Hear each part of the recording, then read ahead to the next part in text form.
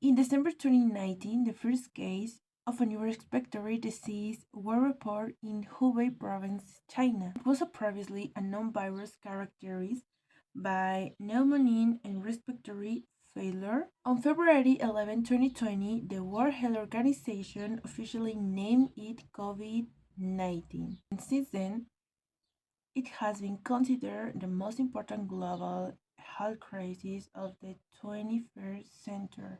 The first confirmed case in Mexico was recorded on February 28, 2020, and just a few days later, March 11, the WHO officially declared it a pandemic.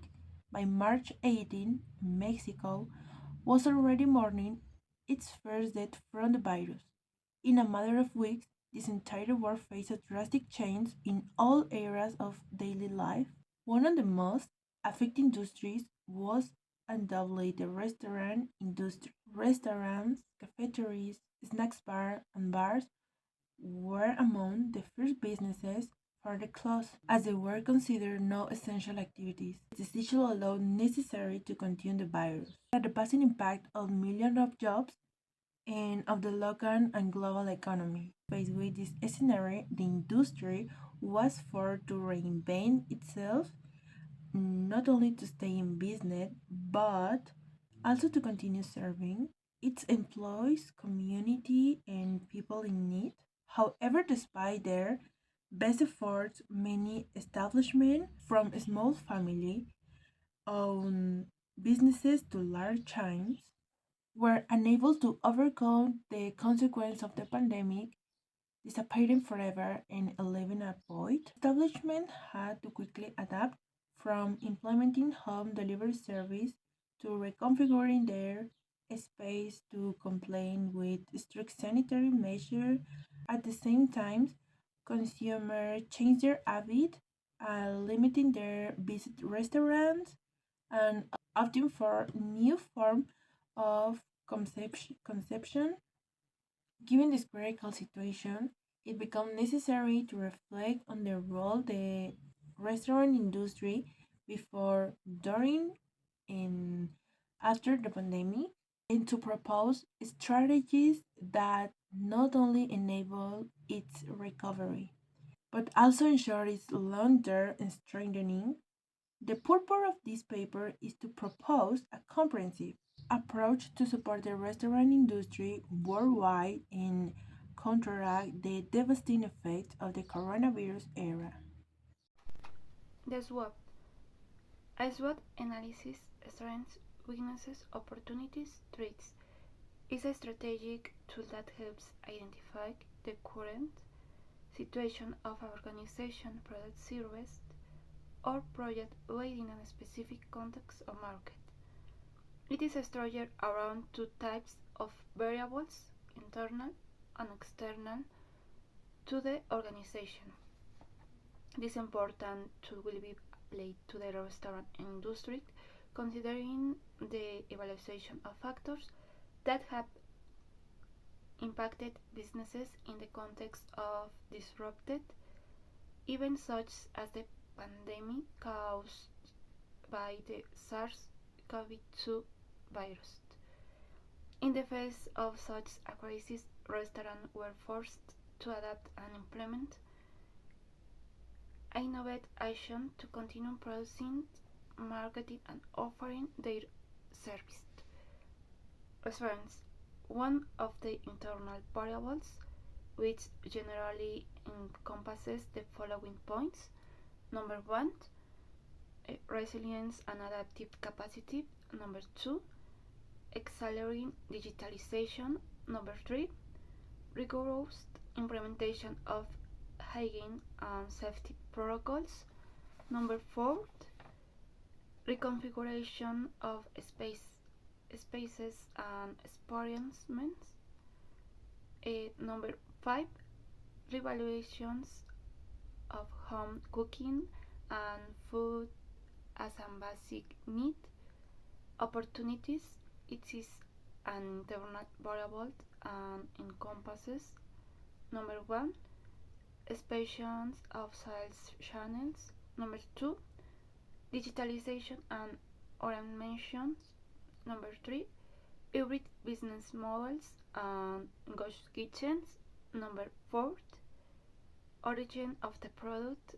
Number 5, support for the local economy. Number 6, personalized and exclusive experiences. Weaknesses and external variables awakens points, which are considered for improved includes. Number 1, delay in technology adaptations. Number 2, supply chain management. Number 3, high fees cost. Threats and external variables that consider points that could harm the businesses includes. Number 1, greater competition in delivery. Number 2, changing government regularizations. Number 3, new waves or future pandemic. Number 4, health risks perception. For the blog one, based on SWOT analysis, action solutions, and final objectives must be proposed. Number 1, what could have been done well from the beginning? Point, establish crisp protocols and contingency plans, and adopt digital tools early and online ordering and contactless payments, build strong relationships with suppliers to ensure supply chain and stability, and diversify income sources and take-up option are home meal kits. Point number 2 is what should have been done since then. Point 1, redefine the science model to make it more flexible and embeds digital marketing and social media presence. And the next point is train staff to take on multiple roles. And finally, create strategic partnerships with the other brands on delivery platforms. Question number 3, and what can still be done to prevent the global restaurant industry from going bankrupt? Point number 1, embrace new formats like ghost kitchen or only service. Point number 2, negotiate rent agreements with landlords. Point number 3, promote local consumption with campaigns supporting independent restaurants. And finally, apply technologies that reduce waste and promote operational efficiency. For final point is number 4. What would you do if you were supervising of part of the top management of the following global organization? For the point number 1, implement global strategies for financial sustainability. And point number 2, create a share fund to support restaurant at risk. And point number 3, encourage culinary and technological innovation. For final point is develop global training programs focused on science resilience and adaptability. We know that the COVID-19 pandemic was a spontaneous event and no one was prepared for it, so we wanted to propose measures before, during, and after the pandemic to ensure that establishments will be better prepared the next time. Before the pandemic, these proposals are focused on what companies should have done to ensure that the impact on the pandemic was not so devastating. We have 3 points here. First of all, we have business model diversification. The first point is promote delivery and takeout services, even before the pandemic, and develop your own digital platform to avoid dependence on third-party apps with high fees, such as Uber Eats or Rappi, for example. Then we have digitalization. Maintain an active presence on social media to quickly communicate with customers in the event of a crisis. And emergency fund. Establish an emergency fund to maintain minimal operations during temporary closures. During the pandemic. Again, here we have 3 points. The first one, rapid health adaptation. Implement strict hygiene protocols, use of mask, gel, and constant disinfectations.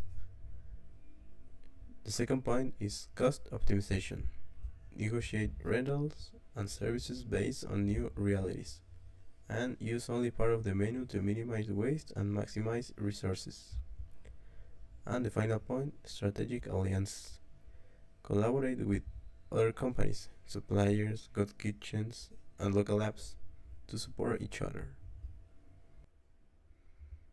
After the pandemic, we have 2 points here.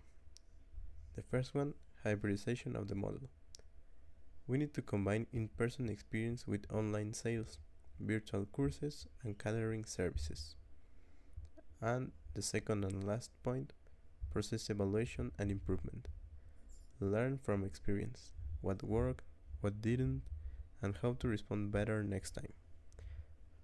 By learning from all of this, we can improve and be prepared for an emergency or even another pandemic.